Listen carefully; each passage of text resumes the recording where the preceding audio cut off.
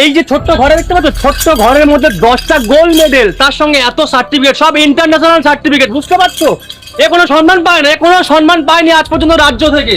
কারণটা কি, এ প্রতিবাদী ভিডিও বানায় না, কোনো পার্টির হয়ে প্রতিবাদী ভিডিও। টিম ইন্ডিয়ার অ্যাথলিট, বুঝতে পারছো, টিম ইন্ডিয়ার হয়ে প্রেজেন্ট করে, মানে পুরো ভারতবর্ষের গর্ব।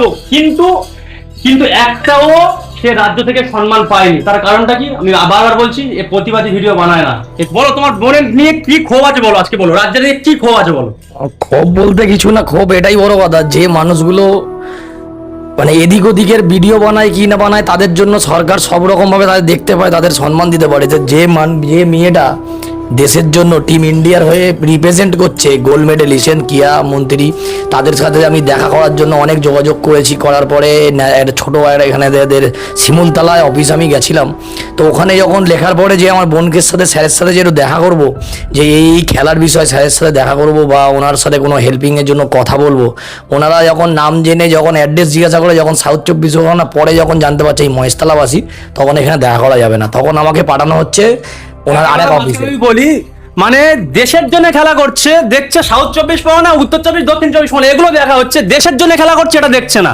তাহলে একটা ড্রাইভার মানুষ 24 ঘন্টা ডিউটি করে বোনের টাকা জোগাড় করছে, ফ্লাইটের টাকা জোগাড় করছে, তাকে বিদেশে পাঠাবে খেলার জন্য। এটা কার কাজ? এটা কর্তব্যটা কার? এটা দেশের কর্তব্য তো, এটা রাজ্যের কর্তব্য তো নাকি? রাজ্যের কর্তব্য সেই কাজটা দাঁড়া করছে, 24 ঘন্টা ডিউটি করে রাত দিন কাজ করে তার জন্য ফ্লাইটের টাকা জোগাড় করছে। কারণটা কি বলতে পারবেন আপনারা? বলুন। যাওয়ার পরে ওখানে লেখার পরে বোনের নাম আমার নাম জানার পরে ওনারা জিজ্ঞাসা করছেন রেফারেন্সটা কার। সত্যি বলতে রেফারেন্স আমার কারণ নেই না, কোনো মন্ত্রী। রাজ্যের দেশের জন্য খেলা করবে, একটা রাজ্যের আমাদের গর্ব, তার আবার রেফার লাগবে। বুঝতে পারছো, এটাই আমাদের পত্রিকা। রেফারেন্স যার থাকবে, যে পার্টি যখন থাকবে, তবেই তারা সঙ্গে সঙ্গে তার সাথে দেখা করবে এবং তার কাজ করবে। যে মানুষটার কোনো রেফারেন্স নেই, কেউ নেই, তাই আমাদের দেখার কেউ নেই এর জন্য। কিন্তু থাইল্যান্ড যাব, আমি আশা করি আপনাদের সকলের কাছে এই ভিডিওটা একটু ভালো করে একটু শেয়ার করবেন, যাতে এই সরকারের কাছে অন্তত পৌঁছায় যে মেয়েটা দেশের জন্য খেলে আর এই সামনে যাবে থাইল্যান্ড। আগের সরকার যখন ছিল, এত মেডেল এনেছে, আগের সরকার তো চোখ তুলে তাকায়নি। এই সরকার, যে আমাদের সরকার আছে বর্তমান সরকার, তাদের কাছে আমরা মানে শত কোটি, মানে মাথা নিচু করে জানাচ্ছি, আবেদন জানাচ্ছি, এই মেয়েটার দিকে লক্ষ্য দিন।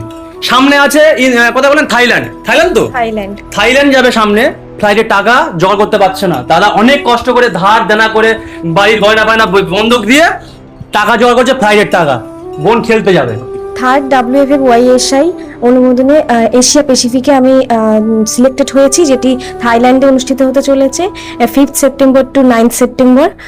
সেটার জন্য আমি সরকারের কাছে আবেদন জানাই, বিশেষ করে ক্রীড়ামন্ত্রী ইন্দ্রনীল খায়ের কাছে, সেই স্যারের কাছে আমি আবেদন জানাই যে আমার এই ভিডিওটা যাতে আপনার কাছে পৌঁছায় এবং আপনি আমার এই খেলার জন্য একটু সাহায্য করতে পারেন, আমি এই আশাবাদী রাখি।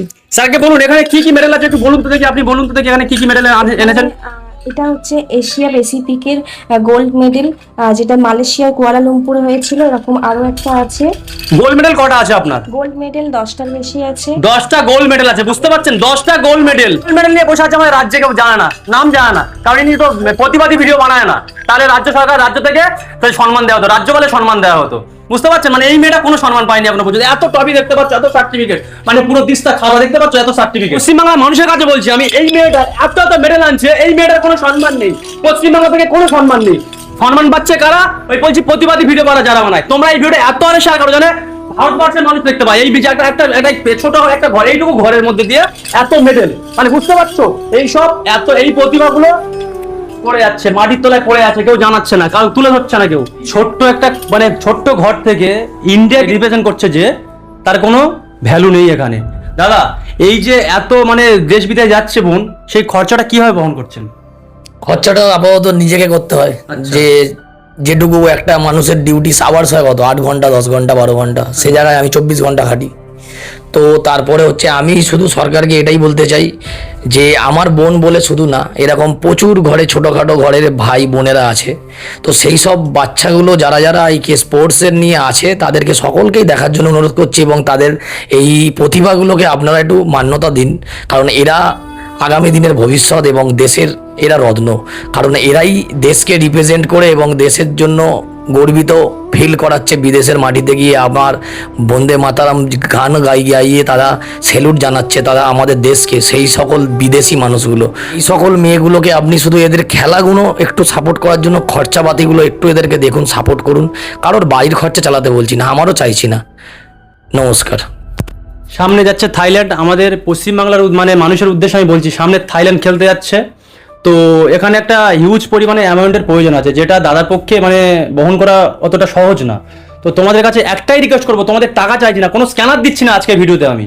তোমাদের কাছে একটাই হাত জোড়ো করা রিকোয়েস্ট, তোমরা ভিডিওটা শেয়ার করো যাতে রাজ্য সরকারের কাছে যায়, ভিডিওটা যায়, ক্রীড়ামন্ত্রীর কাছেও যেন যায়, যাতে এই মেয়েটার পাশে এসে দাঁড়ায়, তারা এসে দাঁড়াক। ঠিক আছে, এরকম অনেক মেয়ে আছে আমাদের পশ্চিমবাংলায়, সবার পাশে যেন দাঁড়ায়।